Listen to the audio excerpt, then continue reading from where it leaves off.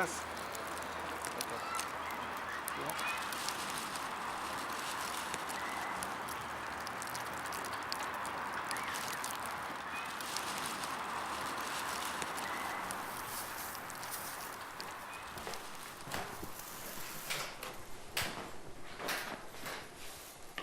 Là, c'est pour un chocolatier de Saint-Brieuc, pour qui je travaille, qui du coup fait des créations nouvelles pour chaque événement. Donc les chocolats qui sont vendus cette année à Pâques ne sont pas du tout les mêmes que l'année dernière, mais il n'y a jamais la même chose d'une année sur l'autre.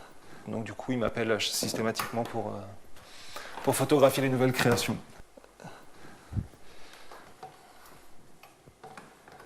Donc là, normalement, avec ces produits-là vont se retrouver en affiche dans ces magasins et sur les stops trottoirs, par exemple, des choses comme ça.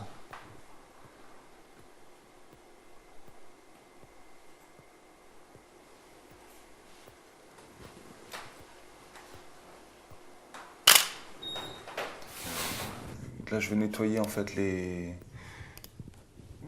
petites impuretés ou imperfections qui peuvent être tout simplement, pas des défauts du chocolat, mais des poussières qui peuvent être sur le capteur ou sur le chocolat en lui-même ou des traces de doigts qui peuvent exister quand on l'a fait. Et également vérifier en fait que les couleurs sont fidèles à ce qu'on voit, qu'il n'y ait pas de tromperie sur la marchandise. Donc là, par exemple, je vois que les rouges sont un peu trop... Enfin, que la photo est un tout petit peu trop lumineuse par rapport à l'original. Donc du coup, en fait, je retouche en contrôlant qu'on est à peu près qu'on a à peu près le même résultat, quoi, en fait. Donc là, il ne va pas y avoir un catalogue, ça va être des affiches pour Pâques, mais c'est dans cet esprit-là, en fait. C'est pour ça qu'elles sont faites sur fond blanc, pour pouvoir, en fait, après les intégrer dans un catalogue comme on a là, quoi. Je considère que ça, c'est vraiment mon travail et que le reste, c'est mon loisir, quoi. Donc ce que je préfère, ouais, c'est le portrait, principalement parce qu'il y a une interaction, une confiance, une proximité qui s'installe avec une personne qu'on ne connaît pas. On va en refaire 2-3, vous me regardez, ça va être bien.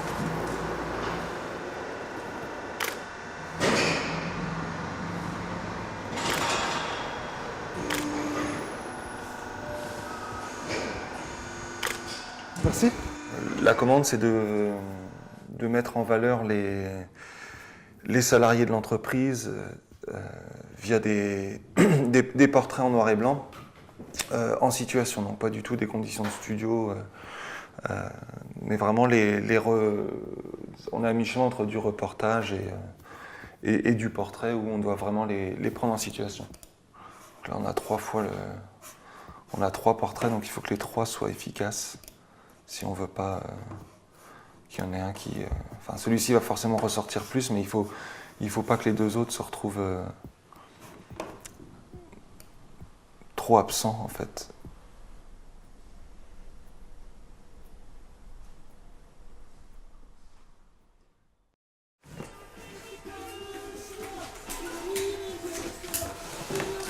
On va jouer sur juste des mouvements de tête, parce qu'il n'y a que ça, en fait, qui donnera un peu de souplesse dans la posture.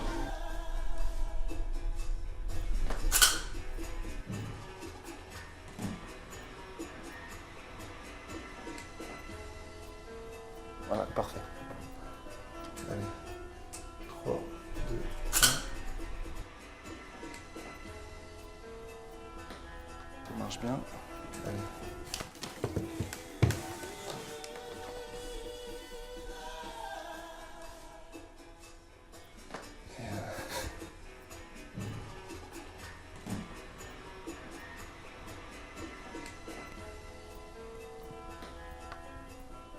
Allez.